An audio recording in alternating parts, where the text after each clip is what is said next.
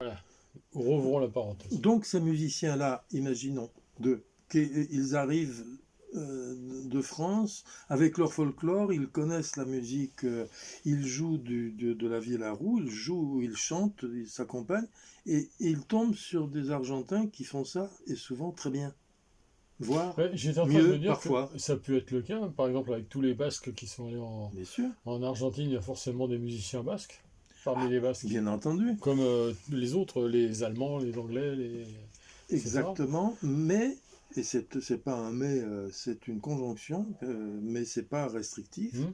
où il y avait, c'était à une autre époque. Oui, bien sûr. Ah oui, c'est vrai. Et J'avais pas pensé à ça. et ils étaient fondateurs d'une certaine Bien façon, sûr. parce qu'ils Hmm. ont aidé, évidemment, on sait très bien l'importance qu'ont eu les exogènes sur les endogènes, sans parler de conquête, sans parler bien sûr des drames de la conquête de 1532 ou avant ou après.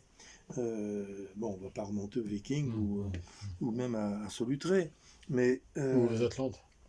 voilà. Ou même Euh, avant. oui, bien sûr. De toute façon, il y a toujours des choses à Hmm. découvrir. Et il y aura des Lucy in the sky without the diamonds. Et donc, c'était compréhensible que c'est ce type de réaction et je me suis exista et je me suis même dit qu'il était curieux qu'il n'y en avait pas davantage parce que l'enthousiasme, l'affection que j'ai pu rencontrer à titre très personnel, à titre égoïste, de l'affection venant de ces gens-là, des Paraguayens, je parle de Virgilio Rojas, qui était un être extraordinaire, d'autres musiciens, leur nom m'échappe, mais il n'échappe pas à mon âme, il échappe à ma pensée immédiate.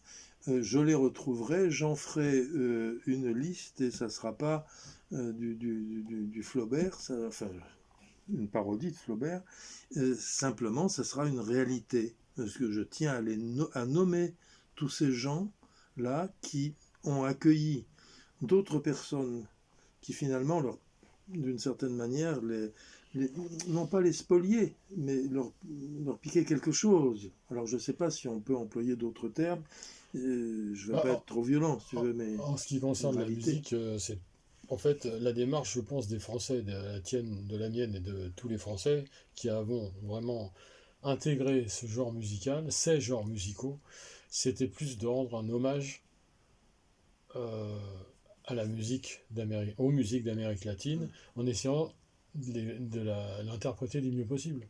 Donc c'était pas vraiment de la spoliation. Enfin moi je vois pas ça comme une spoliation, même si nous avons par moments réussi à faire de l'argent, je dis bien faire de l'argent, avec cette musique interprétée par nous Français, c'était quand même un certain hommage, parce qu'on a toujours fait le maximum, en tout cas pour nous deux c'est sûr, pour faire quelque chose qui soit respectueux des origines de ces musiques, de la façon dont elles étaient jouées. Par exemple, quand on fait une chacarera, on tient compte du début, du milieu, de la fin, de la vuelta et tout ce qu'on veut.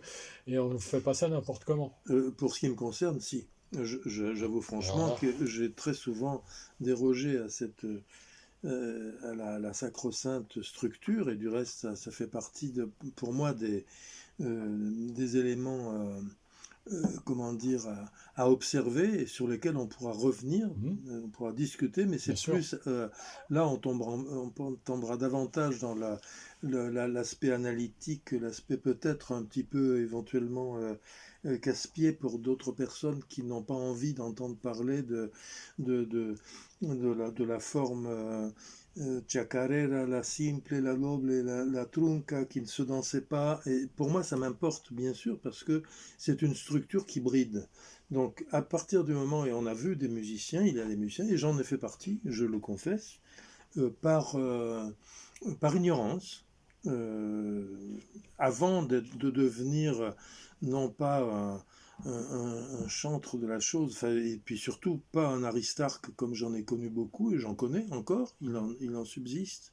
Certains demeurent, et je leur souhaite longue vie, mais qui demeurent, qui sont dans la musicologie, et qui deviennent, et sans être musicologue, parce que c'est très bien d'être musicologue. Moi, l'examen que j'ai eu la chance de passer, je le dois à la chance que j'ai eue d'avoir un musicologue dans la personne d'Henri Forest en 1986, qui m'a permis de passer le premier examen qui ait jamais existé dans le domaine de la musique des Andes. Bon, j'ai été récipiendaire de la chose, tant mieux, mais je ne m'en glorifie pas pour autant, je ne pense pas qu'on m'a entendu souvent parler de ça, mais je tiens à en parler parce que si j'ai eu si j'ai réussi cet examen, c'était en grande partie parce que je faisais référence à la musique classique et non pas à une espèce de parodie de musique des Andes, comme il m'est arrivé d'en faire très souvent, c'est-à-dire du zim boum boum. Et je pense qu'on est tous plus ou moins enclins à faire ça à un moment. Et pour revenir, parce que j'avais aussi une formule. Il m'est arrivé d'avoir des formules verbales comme ça, des espèces de un peu emballé sous vide. Et je me dis, on commence toujours, en tout cas c'est mon sentiment, on commence toujours par imiter ce que l'on admire. Évidemment. Moi, j'ai imité très longtemps. Après, si l'on peut se départir, c'est valable pour les peintres, c'est valable pour les peintres de toute influence, pour les écrivains, c'est inépuisable.